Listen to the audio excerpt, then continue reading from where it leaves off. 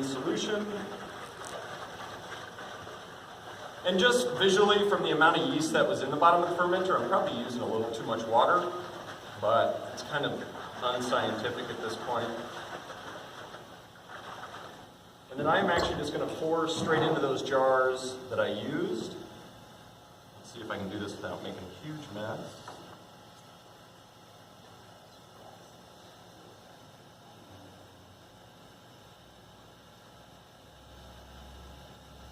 Was this a primary fermentation or a secondary fermenter? Primary. Sweet. That is what it should be, never from a secondary. Does anybody know why from a secondary you would not do it? Lazy yeast. Yeah, lazy yeast and or wild yeast and bacteria. Wild yeast and bacteria tend to flocculate at a much slower rate, or not flocculate, but just settle out at a much slower rate. So they tend to stay around in the beer. You transfer that beer to secondary, it settles out later.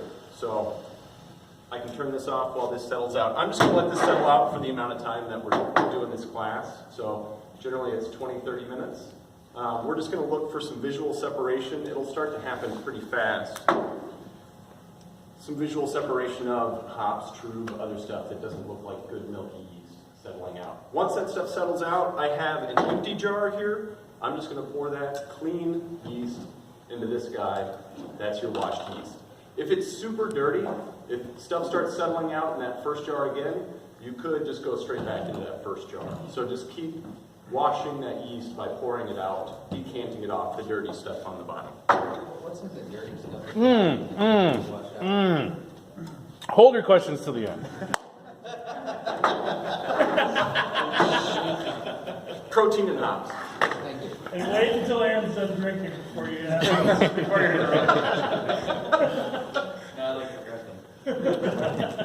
So, a few other things that we're going to talk about. Aseptic technique is one of them. It's working in a sterile manner. Essentially, it's working with a flame. Is super cheap. I got it from Home Depot. The tanks last forever. One thing that is very nice is it is also up off the table, so you have a lot of room to work beneath.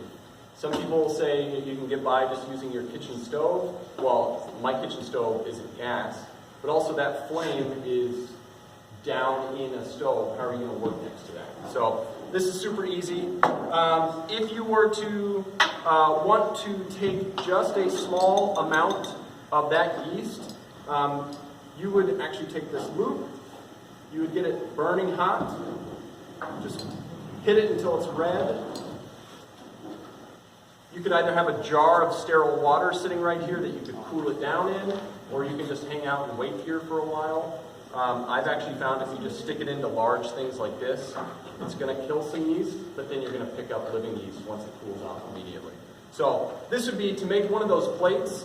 I would stay beneath this flame right here, open this jar up, take a dip, and then wipe it on that agar mixture. So, or someone's question was, can I make a yeast starter, overgrow some yeast, and then save some of it for later? It's probably what you guys are going to want to do for your yeast bank. Answer is totally yeah. You could either just open up that pack right here, pour a little bit into that jar with the glycerin, seal it up, it's ready to go. It's as simple as that. And that is you're in a sterile manner at that point. So really, it's as good as it can be. And it's just working beneath the flame.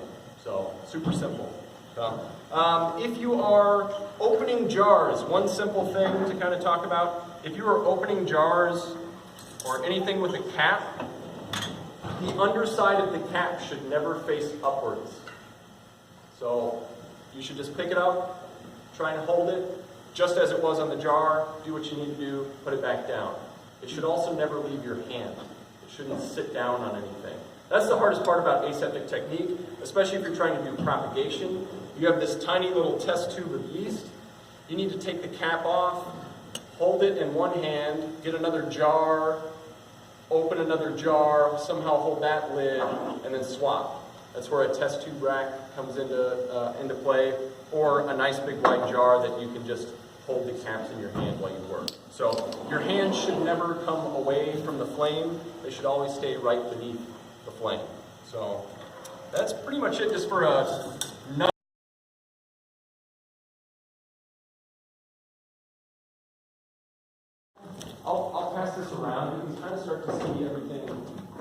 starting to settle out. Make sure that lid is screwed on there. I don't know if it is. I'll pass these around. You can kind of start to see how it's stratifying in there. You'll have beer or liquid or water, that water that I was putting there on the very tippy top. You'll have a lot of empty looking yeast that looks like the top 2/3 or so. And then you'll have all the dead yeast, protein, pus. Doesn't look like it is not if it starts to, I would wait until all that chunky bottom layer settled out a little more, and I would try and pour off that nice milky layer. If you have water or beer on top, try and slop that off in some form or fashion. If you have a pipette that's clean, you can just suck it off the top. So alcohol and beer is really not that great for storage. Beer is fine, but if it's a super high alcohol beer, I would not reharvest. Actually, that's something to talk about. Anything super high gravity, I would not use to wash yeast from. Anything over 7%, personally myself, I don't do it. Any stupid double IPA, triple IPA, Haysbro IPA, whatever it is, I don't tend to harvest from those. Or if I do, I find that I'm washing it a bunch. I'm going through a bunch of steps to get all those hops to settle out. The nice thing is hops settle out really fast. So those would hit the bottom pretty quickly. You could just pour it off and go from there. But if we were ready to separate from the trub, I would just pour that into another jar. I tend to work 2 to 1, so I would try and combine those 2 jars into this jar and end up with a nice clean slurry in here. And then you would just cap this off, throw it in the fridge, and I try and use it within 2 weeks. No longer than 2 weeks. Some yeast strains are better at storage than others. Again, just take good notes and go from there. But 2 weeks is really my cutoff. And the other thing is pressure will build up in this, and osmotic pressure will kill yeast. Anything over 5 psi will start to kill yeast pretty quickly. So if you're not using the yeast and you're not able to get around to it, just crack the lid every now and then. Just let it burp some CO2 off. Don't take the lid off.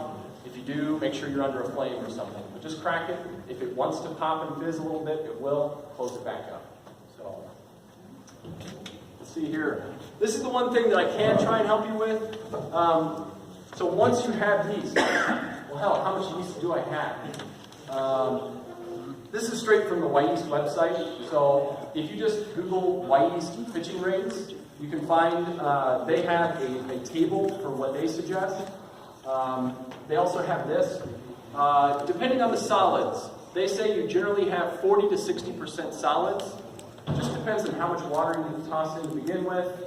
You'll kind of figure out. I would start to work through this process and try and work down through your water and figure out how much water you need to add generally to get 40 to 60% solids. You want a lot of solids. You don't want a teeny little dusting of yeast and then a whole bunch of liquid. So, but what the heck do these numbers mean? Does anybody know what 1 to the 9th power is? What the number is? 1 billion. So that is 1 billion cells per milliliter in this vial. So then you can calculate from there, hey, this is a 20, 25 milliliter vial. If I were to shake this up evenly so the yeast is dispersed, I would have roughly 1 billion cells per milliliter in here. If you go through and calculate your pitching rate, you have a jar. Another nice thing about mason jars is they tend to have volume markings on them. You can figure out what percentage of solids you have, how many milliliters or ounces you have in the jar. You can roughly solve for it in pitch. If you are reusing yeast, I suggest doing 1.5 million cells for the first couple times to get going, especially if you're reusing old yeast. So Bryce, you said this was Friday. How old is the beer? How long had it hit terminal gravity and then just stayed there? How precise an answer do you want? 8 weeks. 8 weeks? I personally would not reuse the yeast. So yeast likes to get out from its environment and cool down. So storage for yeast, it should always be in the fridge. Unless you're adding glycerin, it should never be frozen. Some will survive a freeze and thaw, most will not. But stored at 38 degrees or colder, down to 31. So the colder the better. So generally I would try and use yeast within a week or two, a few days after it has hit terminal gravity. Once it has stopped fermenting, it basically stores up some glycogen and starts to burn through that glycogen. It starts to burn through its own fuel and is just dying every single day it's sitting there. So I find with reusing yeast, it kind of turns into, holy crap, I've got yeast, I gotta brew, you know? I gotta keep my yeast happy. I gotta go. It's a lot of problems commercial breweries have, is just keeping their yeast strains alive. And for home brewers, 4 to 5 generations is a pretty good starting point. If you can get your timing dialed down, I swear that's the biggest part of it. Once it hits terminal gravity, have another beer ready to brew, wash it, pitch it straight in. Don't even store it, just go. So if you're doing that, I mean, commercial brewers use yeast 15 to 25 times. So a lot of generation. One time it will stop working. So figuring out where that is for each yeast strain is huge.